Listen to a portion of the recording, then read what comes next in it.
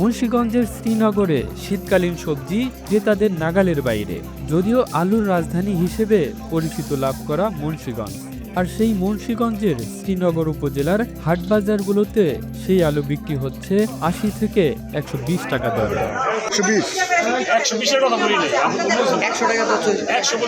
শীতকালীন সবজি হিসেবে পরিচিত ফুলকপি প্রতি পিস বিক্রি হচ্ছে ৮০ থেকে ১২০ টাকা দরে।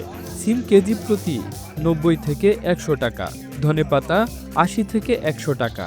সরেজমিনে শ্রীনগর উপজেলা কোলাপাড়া বাজারে গিয়ে দেখা যায় শীতকালীন সবজি সহ আলুর দাম চড়া, তবে প্রকারভেদে একই আলু কোথাও ৮০ টাকা কেজি, আবার কোনো কোনো দোকানে সেই আলু বিক্রি হচ্ছে ১২০ টাকা কেজি দরে। দামের তারতম্যের ফলে ক্রেতাদের মধ্যে সৃষ্টি হচ্ছে চরম হতাশা। ভোক্তাদের অভিযোগ, এখানে কখনোই উপজেলা প্রশাসন কিংবা সংশ্লিষ্ট দপ্তর থেকে বাজার তদারকি করা হয় না, যার ফলে ইচ্ছেমাফিক দোকানদাররা অধিক মুনাফা হাতিয়ে নিচ্ছে। এ ব্যাপারে শ্রীনগর উপজেলা নির্বাহী কর্মকর্তা মোহাম্মদ মহিউদ্দিনের কাছে জানতে চাইলে তিনি বলেছেন, বিষয়টি আমি শুনেছি, বাজার মনিটরিংয়ের ব্যাপারে প্রয়োজনীয় পদক্ষেপ নেওয়া হবে। The news Bangladesh desk report.